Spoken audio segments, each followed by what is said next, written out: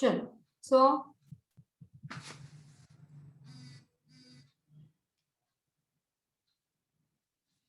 Ma'am हा बोला बोला बोला.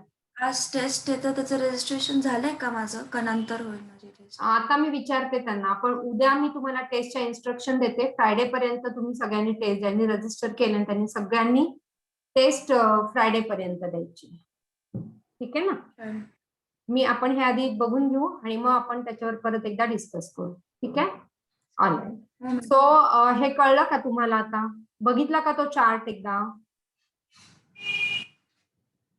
हो. त्याच्यात कळलं का तुम्हाला काय चाललंय?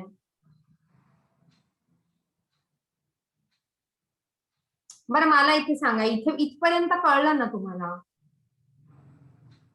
हे कळलं का तुम्हाला? Yes ma'am. म्हणजे इथे जी आपण अॅनाफेजचं म्हणत होतो, अॅनाफेज इथे मी मायटोसिसचं लिहिते. मायटोसिसच्या अॅनाफेज मध्ये काय होत होतं की हा एकच क्रोमॅटिड असलेला क्रोमोझोम दोन ठिकाणी मूव्ह होत होता. म्हणजे तो वरती सेंट्रोमर स्प्लिट झाल्यामुळे इकडे आणि इकडे ते असे मूव्ह झाले. हा फक्त एकच होता क्रोमॅटिड. ओके. पण ह्याचे क्रोमॅटिड, मग टोटल क्रोमॅटिड इथे किती होते? टोटल क्रोमॅटिड इथे 92 होते. पण क्रोमोझोम किती होते? क्रोमोझोम 46 होते. बरोबर ना? इकडे 46 आणि इकडे 46, म्हणजे क्रोमोझोम 46, दोन्ही म्हटले तर 92. हे मायटोसिसच्या अॅनाफेज मध्ये होतं असं. करेक्ट. आता मिओसिसच्या अॅनाफेज मध्ये काय आहे की सेंट्रोमर स्प्लिटिंग नाही होते, पण होमोलॉगस क्रोमोझोम जो दोन ठिकाणी मूव्ह होतोय, काय झालं ना पेनला, जो दोन ठिकाणी मूव्ह होतोय तो असा मूव्ह होतोय. हा एकटाच मूव्ह होत होता, एकच. हा असा मूव्ह झालेला आहे, पण ह्याचं सेंट्रोमर स्प्लिट नाही झालं. हे होमोलॉगस क्रोमोझोमचा अर्धा पार्ट इकडे गेला आणि अर्धा पार्ट इकडे आला. म्हणजे जे दोन पेअर मध्ये 23 उभे होते, ते इकडची पेअर इकडे, इकडची लाईन जी इकडचा जो रो होता तो वर गेला, इकडचा रो तो खाली आला. कळलं का हे? है ना? मॅम मॅम मॅम एकदा पुन्हा रिपीट करता? अॅनाफेजच्या मिओसिस मध्ये काय झालं, होमोलॉगस क्रोमोझोम दोन लाईनीत ते उभे होते. मागची स्लाइड जर आपण बघितली तर ते दोन लाईनीत उभे होते.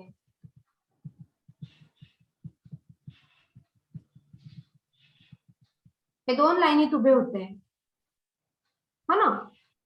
त्याच्यात झालं काय, वरचा वरती गेला आणि खालचा खालती आला. बस एवढाच इथे फरक झाला की हा वरचा वर गेला आणि खालचा खाली आला,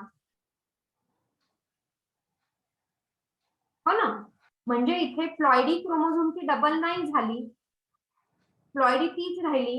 23 इकडे गेले, बट डीएनए कंटेंट किती आहे तेवढाच राहिला. आता आपल्याला काय पाहिजे? डीएनए कंटेंट पण आपल्याला हाफ पाहिजे, आणि म्हणून आपल्याला परत मिओसिस 2 कॅरी करावी लागते. इथे काय होऊन गेलं होतं, जे आपल्याला पाहिजे होतं 2n/2c आणि 2n/2c, ते इथे अचीव्ह झालं होतं मायटोसिस मध्ये पहिल्याच डिव्हिजन मध्ये. इथे ते अचीव्ह नाही होते कारण अजून 2c चा सी नाही झाला डीएनए, आणि म्हणून आपण परत आता, आणि इथे ही टिलोफेज आहे. टिलोफेज अॅनिमल सेल असल्यामुळे marked by cell furrow. It is centrifugal और centripetal in case of animal sale.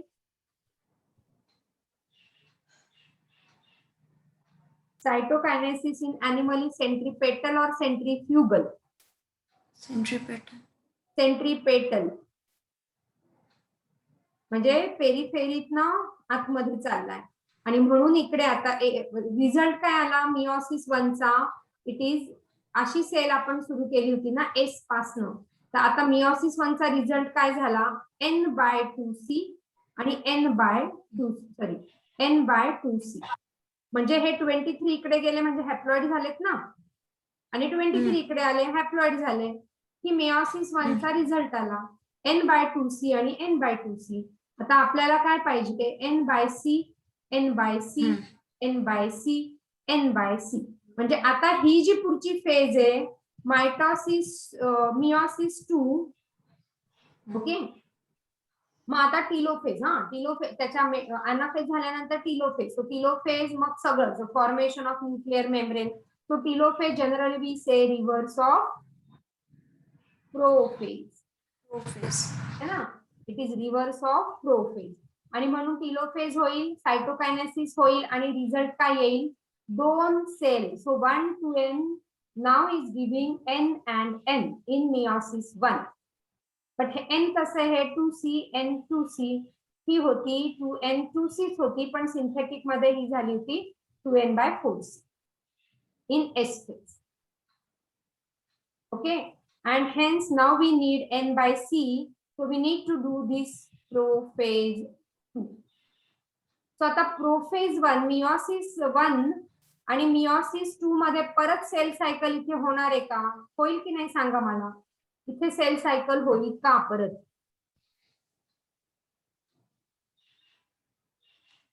इथे सुरुवातीला झाली होती ना सेल सायकल, आणि म्हणून तो 2c DNA got converted into 4c. No ma'am. इथे परत सेल सायकल झाली तर परत हा 2c 4c होऊन जाईल ना. हो. आपल्याला ते तर नकोय की नाही, हम्म. हे आपल्याला Yes. नको आहे. नाही आणि होत. म्हणून सेल सायकल इथे परत होत नाही. पण एक सेल थोड्या वेळचा इथे पॉज घेते मियोसिस 1 आणि मियोसिस 2 मध्ये, खूप कामं करून ती सेल थकते आणि म्हणून the cell is taking a little pause and that little pause is called as a interkinesis. So meiosis, in between meiosis 1 and meiosis 2 there is generally a pause which is very short pause. जसं आपण आता आपल्या 2 session मध्ये very short एक 4-5 मिनिटचा pause घेतो, तसा very short pause, and that very short pause is called as interkinesis. ह्याच्यावर पण क्वेश्चन येतो. The gap phase between meiosis 1 and meiosis 2 is called as, so this is called as interkinesis, Interkinesis. right? So that is the gap between these two. Devshree ने आली होती का सुरुवातीपासून, Devashree, are you there Devashree?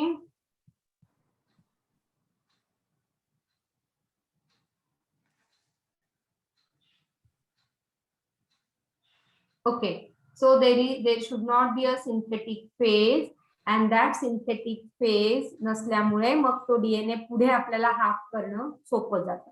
But the gap between meiosis, याच्यावर पण question येतात, gap between meiosis 1 and meiosis 2 is called as interkinesis.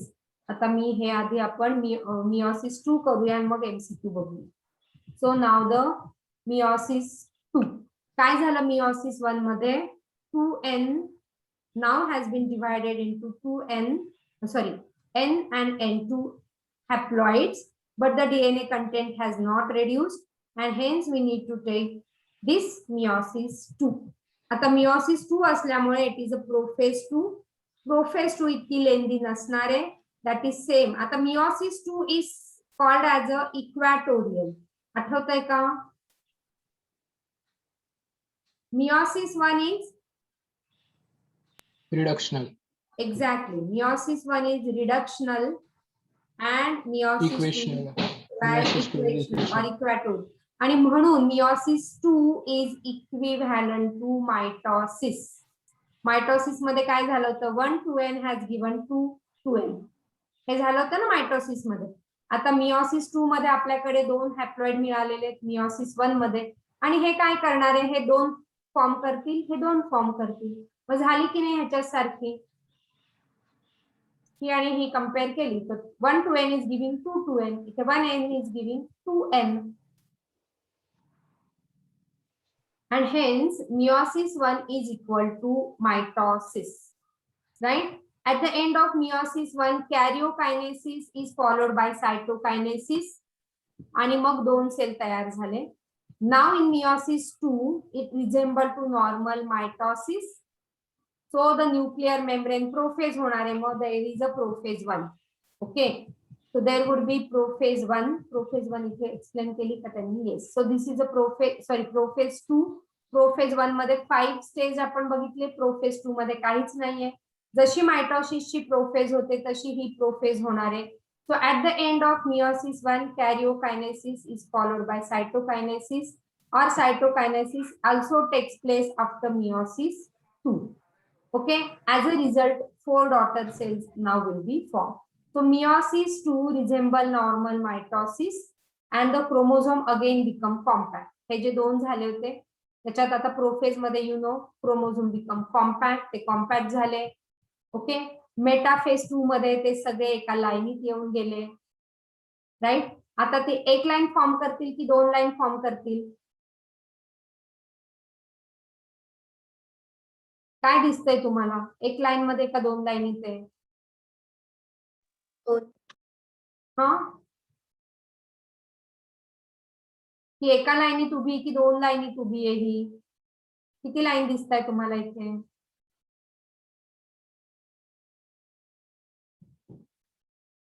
किती सोपा प्रश्न विचारला. इथे किती लाईन दिसतायत तुम्हाला? एक आहे की 2 आहे? 2 लाईन आहेत ना? 2 कशा आहे राजा? असे जर असते तर 2 लाईन असते ना. अजून हा इथला एकच लाईन. एकच लाईन आहे, कारण मायटोसिस आपण काय म्हंटल, meiosis 2 is equivalent to mitosis. मग मायटोसिस मध्ये आपल्याला मेटाफेजला किती लाईन दिसत होत्या? एकच लाईन दिसत होती ना. मग इथे पण ती एकच लाईन. 2 लाईन कशी असते बघा, पुन्हा मागे जाते 2 लाईन दाखवते. या 2 लाईन आहेत, करेक्ट ना? या 2 लाईन आहेत की नाही? तशा इथे आपल्याला ते एकाच लाईन मध्ये दिसत आहेत सगळे, एकाच लाईनीत आहे, हो ना?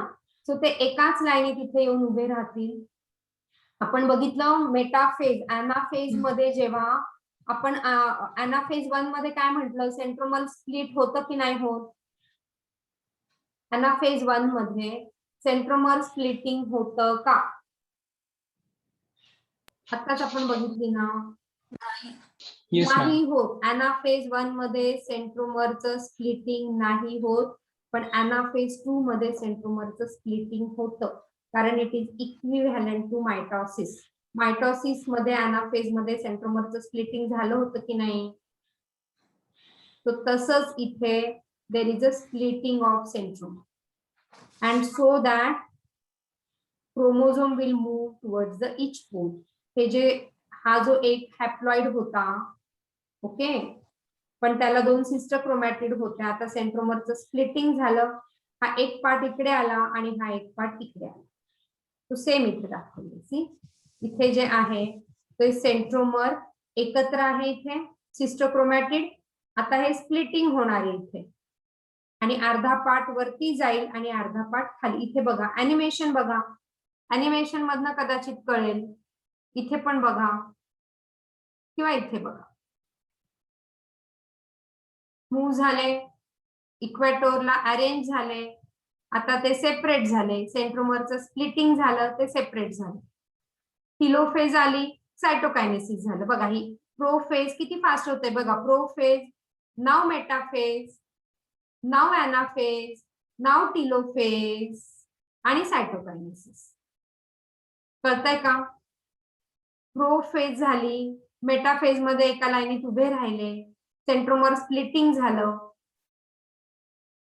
आणि टिलोफेज. प्रोफेज, मेटाफेज, अॅनाफेज आणि टिलोफेज, सायटोकायनेसिस. ओके, ॲरो बघा, प्रोफेज परत बघा, प्रोफेज, मेटाफेजला लाईनीत आले, सेंट्रोमर स्प्लिटिंग झालं, anaphase, telophase, and now this is a cytokinesis. Clear आहे का? सो अॅनाफेज 2 मध्ये सेंट्रोमरचं स्प्लिटिंग झालं, हाफ वर गेले, हाफ खाली आले, आणि followed by telophase 2. So that is the last phase of meiosis. Okay, 2 groups of the chromosome again get enclosed by nucleus. So reverse of prophase. This is a reverse of prophase. Okay. Getting it. Meiosis 2 4 haploid form झाले. So C prophase 1 मध्ये meiosis 1 झाल्यावर आपल्याला 2 haploid मिळाले N/2C चे, आणि हे N/2C परत mitosis meiosis 2 मध्ये गेले आणि आता आपल्याला काय मिळालं फायनली N/C चे 4 हॅप्लॉइड्स मिळाले. and hence our aim is completed. So there is an end of meiosis 2. Is that clear? Is that clear to you? Yes ma'am. सगळ्यांना कळलं? Yes ma'am. प्रश्न विचारू.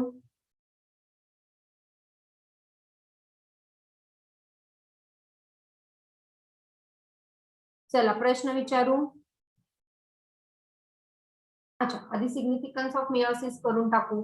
आपण आधी पण केलं होतं. So it maintains the ploidy as half because in sexually reproducing organism that is very essential process, so that again after fertilization the diploid individual could be maintained. Chromosomal number is reduced from diploid to haploid. So to form the sex cell, that is the sperm and the egg cell. And when again the sperm and the egg cell fuses, it restores the diploidy situation. Genetic variation वाढतं. Okay, genetic recombination prophase मुळे genetic recombination येतं, and that helps in the process of evolution to form the new species. जसं माकडापासून आपण म्हणतो की human develop झाले, so ते कसं झालं, that is due to this evolutionary process.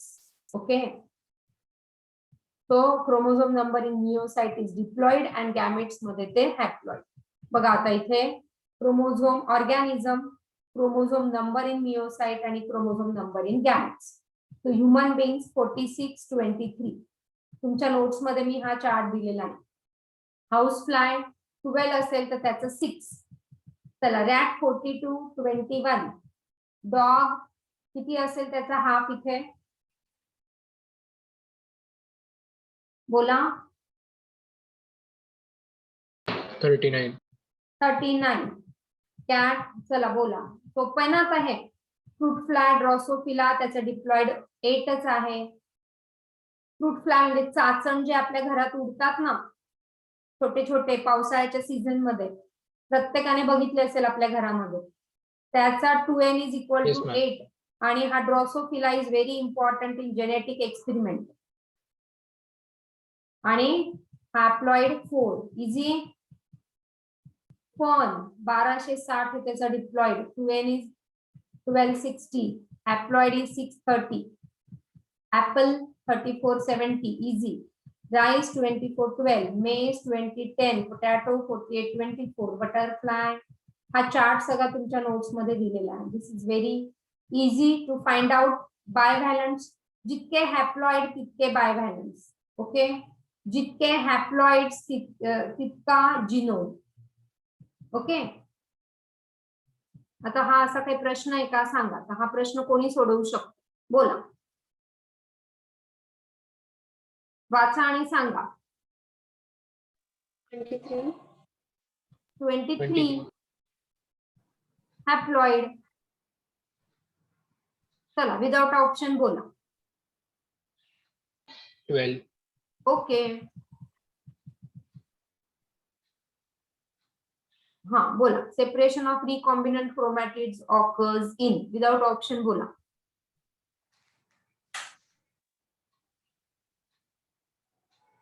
चल option they. Separation of recombinant chromatids occurs in. कुठे होत आहे ते separate? In which phase? Separate कुठे होत आहे रिकॉम्बिनंट क्रोमॅटिड? अनाफेज मध्ये सेपरेट First झाले ना, option. वरचे वरती गेले, खालचे खालती आले, हा हा. हो ना, मग ते सेपरेट झाले. येस. तुम्ही पुन्हा पुन्हा लेक्चर्स बघा. चला आता थँक्यू म्हणण्याच्या आधी I give you one question. Okay, बघा लिहा तो question. How many chromosome shall be present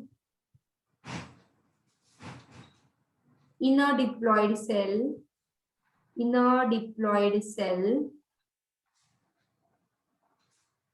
at mitotic anaphase, कळलं का? How many chromosomes shall be present? Shall be present in a diploid cell at mitotic anaphase if egg cell has 10 chromosomes. Okay. How many cell shall be present in a diploid cell? If mitotic anaphase म्हणजे mitosis मध्ये अनाफेज झाली तेव्हा त्याच्यामध्ये 10 chromosome होते त्या egg मध्ये. प्रश्न कळला का बघा? How many chromosome shall be present in a diploid cell, 2n मध्ये किती क्रोमोझोम पाहिजे at mitotic anaphase. Mitotic anaphase मध्ये त्याच्याकडे इफ तो एग सेल असेल तर त्याच्याकडे हे 10 क्रोमोझोम आहे. ओके, म्हणजे त्याची हॅप्लॉइडी किती आहे? 10. तर त्या मायटोटिक अनाफेज मध्ये किती क्रोमोझोम पाहिजे? इथे किती क्रोमोझोम पाहिजे? चला बोला.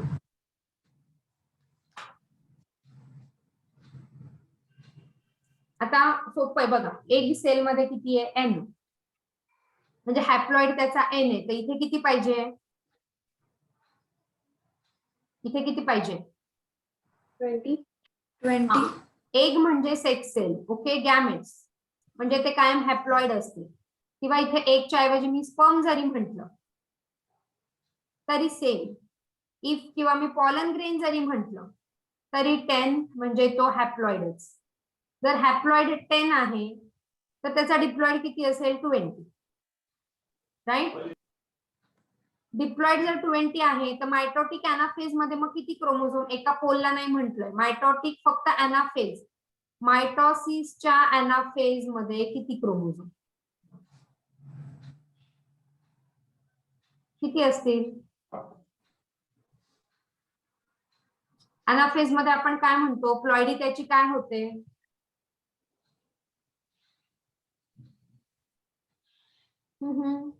प्लॉइडी डबल होते ना इथे.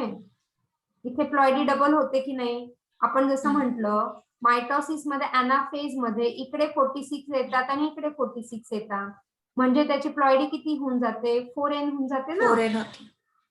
म्हणजे मग इथे किती येतील आता? सॉरी 40 येतील. 40 इज द ऑप्शन. कळलं का हे? कळलं का Yes, नाही ma'am. कळलं? Yes ma'am. सगळ्यांना कळलं? येस. प्रथमेश, बाकी यामिनी, देवश्री. Yes, ma'am. कळलं ना सगळ्यांना? चलो अजून एक प्रश्न देते. करायचा प्रश्न? करायचा नाही करायचा? Yes, ma'am. करायचं ना? चलो चला बघा. हा, if the number of bivalents, if the number of bivalents are 8. मी कॉम्प्लिकेटेड क्वेश्चन घेते, सोपे नाही घेते. Are 8 in metaphase 1. 8 in metaphase 1. What will be the, लिहा तुम्ही पण क्वेश्चन आणि सॉल्व करा. What will be the number of chromosome in, what will be the number of chromosome in daughter cells after meiosis?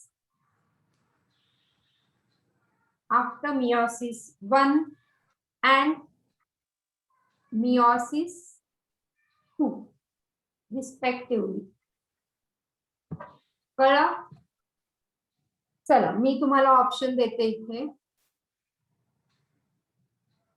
8 and 4 respectively विचारलंय.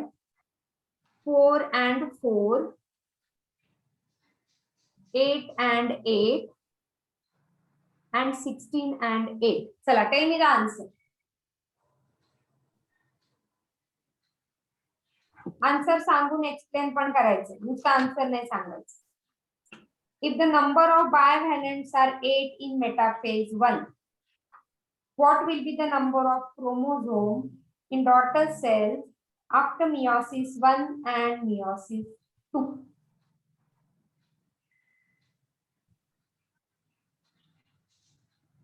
What is your option?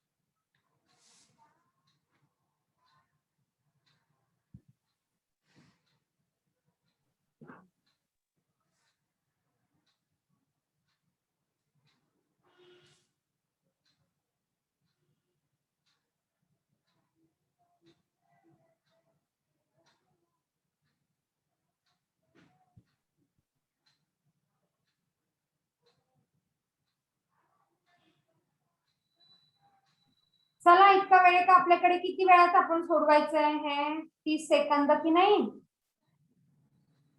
आपण maximum म्हटलंय. आणि अशा प्रश्नाला वेळ लागला तर नीट मध्ये is all about time management असा वेळ लागायला लागला की तो प्रश्न सोडून द्यायचा तिथेच. That is how should be the strategy to solve your NEET exam. आता 1 मिनिटापेक्षा जास्त झाला, त्याच्यामध्ये 15 सेकंदात जर तुम्ही एक क्वेश्चन करता तर 1 मिनिटात 4 होतील. म्हणजे तुम्ही 4 मार्कासाठी 16 मार्कांचा बळी दिला. 4 मार्कांसाठी 16 मार्कांचा बळी आपल्याला परवडणार आहे का? नाही. मग हा क्वेश्चन नाही. हा, मग ती स्ट्रॅटेजी सांगते, पण इथे सोडवायचा आहे. हा टॉपिक किती कळगा, इतकं सोपं आहे ना हे, खूप सोपं आहे. म्हणजे हा मोजून 5 सेकंदाचा प्रश्न. मी जेव्हा अनअकॅडमीवर घेईल ना हे, तर तुम्ही बघा मुलं कशी सोडवतात, तिथे फटाफट सोडवतात. आणि मुलं म्हणतात मैम 10 सेकंड का टाइम दो, मैम 15 सेकंड का दो, इतना क्यों देते हो 30 सेकंड का?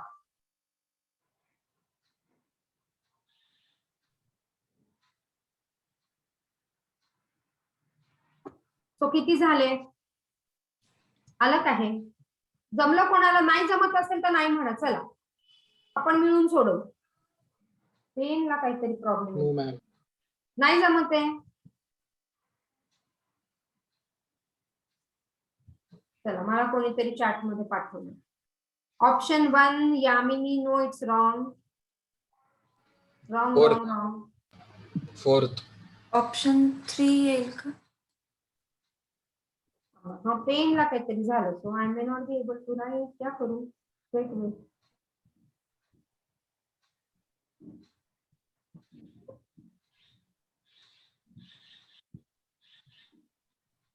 चलो, हा चला, ऑप्शन 1 यामिनीने सांगितलंय. चला, 4th कोणी म्हटलं? 4th.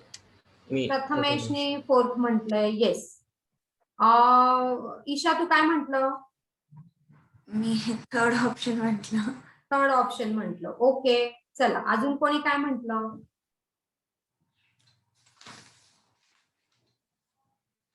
गौतम, तुला काय म्हणायचंय? मॅम मला नाही येते ते. बरं, ठीक आहे, हरकत नाही. ऑल राईट, चलो. So here Isha is correct पण नॉट कॉन्फिडन्स, है ना? हा मॅम, कॉन्फिडन्स नाही. हा, ओके, चलो. आता काय म्हटलं बघा, आपण हा सोडवू. Number of bivalents are 8. एक बायव्हॅलंट म्हणजे किती क्रोमोझोम? 2 क्रोमोझोम. 2 क्रोमोझोम. 2. बरोबर. म्हणजे ह्याच्याकडे किती क्रोमोझोम आहे? याचा 2n किती आहे? 16. 16. आलं लक्षात? 5 सेकंदाचा कसा प्रश्न आहे बघा. याचा क्रोमोझोम, याचा 2n किती? 16. मग आपण मेयोसिस 1 आणि मेयोसिस 2 मध्ये किती respectively chromosome? How many chromosome in the daughter cell of meiosis 1 and meiosis 2 असं आहे ना? येस, हो. असंच आहे ना? Yes, ma'am. मेयोसिस 1 मध्ये डॉटर सेल्स म्हटले. डॉटर सेल म्हणजे ते सेपरेट होणारे सेल्स पाहिजे. Hmm. Daughter cell after meiosis 1, daughter cell म्हणजे सेपरेट होणारे सेल. मग आपलं आफ्टर मियोसिस 1 आपलं काय 2n इज मियोसिस 1 मध्ये हॅप्लॉइड होतात आणि परत मियोसिस 2 मध्ये आणखीन हॅप्लॉइड होतात. म्हणजे आणखीन म्हणजे तेच इक्वेटोरियल होतात. म्हणजे मग मियोसिस 1 मध्ये इथे किती पाहिजे? डिप्लॉइड जर 16 आहे तर इथे किती पाहिजे? 8 पाहिजे ना. आणि इथे पण किती पाहिजे? 8 पाहिजे. 8 पाहिजे. आलं का लक्षात? हो. सगळ्यांना कळलं का? इथे पण 8 पाहिजे. Gautam Yes, ma'am. कळलं का राजा? मियोसिस 1 आणि हो, ma'am. मियोसिस 2 मध्ये डॉटर सेल म्हणजे ह्या सेल्स. ओके. मग साधं सरळ करून टाकायचं. 1 बायव्हॅलंट 2 क्रोमोझोम ह्याचे 16. मियोसिस 1 मध्ये सगळीकडे ते हाफ हाफच होतात. So 8 and 8. किती सेकंदाचा प्रश्न होता सांगा? आणि किती सोपा होता. म्हणजे इथे रॉंग जाण्यासारखं काहीच नव्हतं.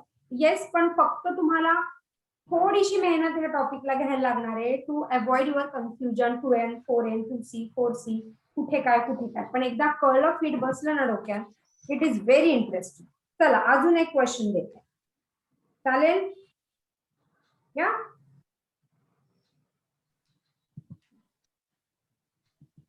Ready for the next? Yes और नो? येस. येस. आवाज सगळ्यांचा छान नाही येत. येस असा. Yes ma'am. Yes, ma'am. Yeah. So how many times बघा? How many times? How many times division will occur in an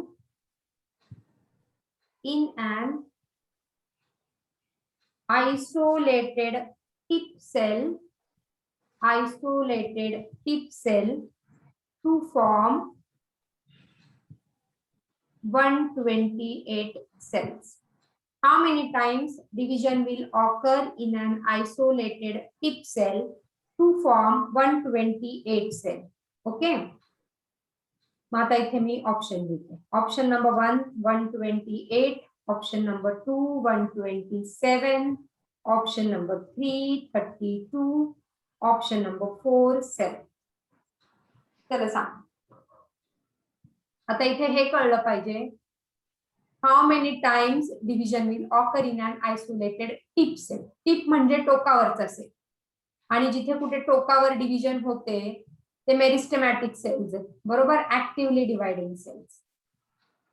मेरिस्टेमॅटिक cell म्हटलं म्हणजे त्यांच्यामध्ये डिव्हिजन होणारे मायटॉसिस. मग मायटॉसिस मध्ये किती डिव्हिजन होतील? एका सेलची किती वेळा डिव्हिजन होईल की त्यांना 128 सेल बनवायला? किती डिव्हिजन्स लागतील?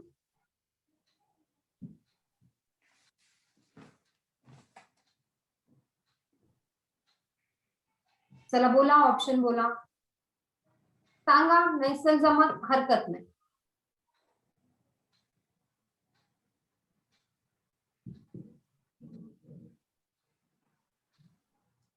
जमतंय का नाही जमत आहे? परत हा 5 सेकंदाचा प्रश्न.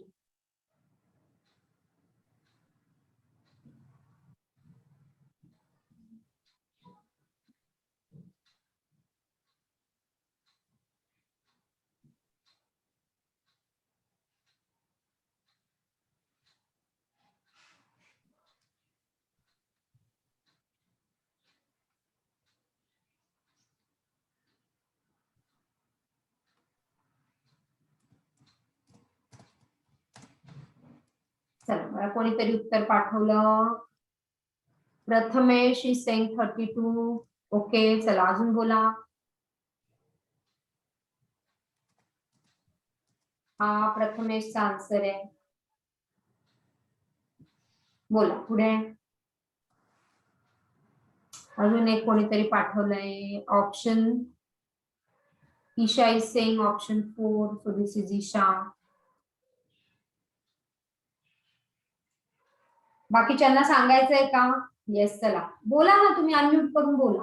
Gautam is saying option 2. So this is Gautam. चला बाकी अजून. So again this 4 option is correct. कसं काय बघा, एक सेल आहे, मॅथ्स करा सिंपल. एक सेल आहे, पहिली मिओसिस होईल, त्याच्या 2 सेल बनतील. परत 2 चे 4, 4 चे 8, 16, 32, 64 अँड फायनली 128. प्रत्येक मायटोसिस मध्ये 2 सेल बनतात की नाही? मग किती झाल्या डिव्हिजन? Yes. 1 2. असं 7 वेळा झालं म्हणून मग 7. Yes, so Simoza 1 2 3 4 5 6 and 7. So how many divisions? 7. As this is by mitosis, so one cell is leading to 128. So how many divisions? How many times division will occur? How many times division will occur? कळला ह्याच्यात काय doubt आला? नाही. बाकीच्यांना कळलं का? या Gautam, Prathamesh, clear? Okay चला, one more question and then I stop. Okay, फटाफट, माझ्याकडे वेळ नाही आता. हा 10 सेकंदाचा, 10 ने हा 2 सेकंदाचा प्रश्न आहे. If n is equal to 16 in some plant cell, okay, what is possible in metaphase 1 of meiosis? What is possible in metaphase 1 of meiosis?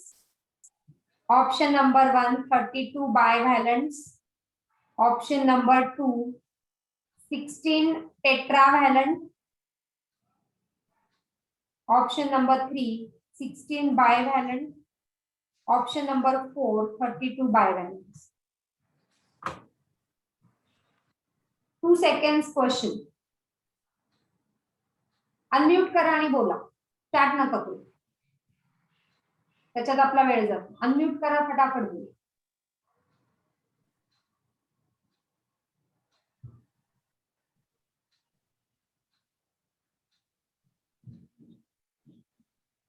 Two seconds answer.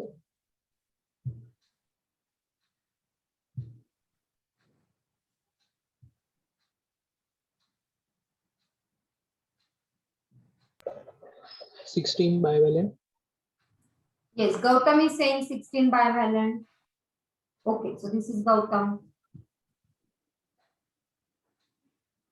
Yeah, फटाफट बोला. I just have 1 minute.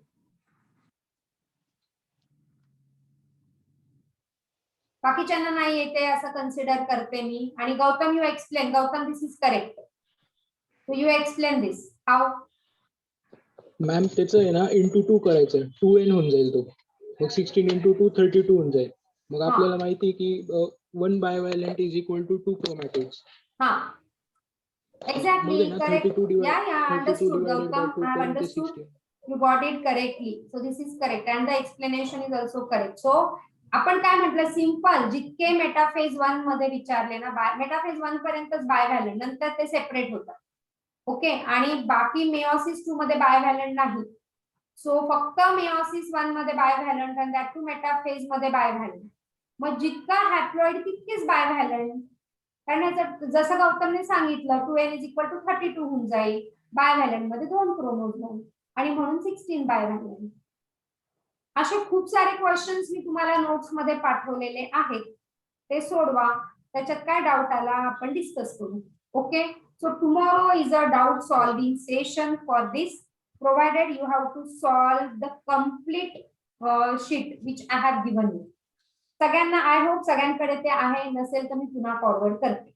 Okay, and I want everything to be solved. This topic is completed over here. I'll start new topic from Monday. Tomorrow and day after there will be complete doubt solving session on the cell and cell cycle.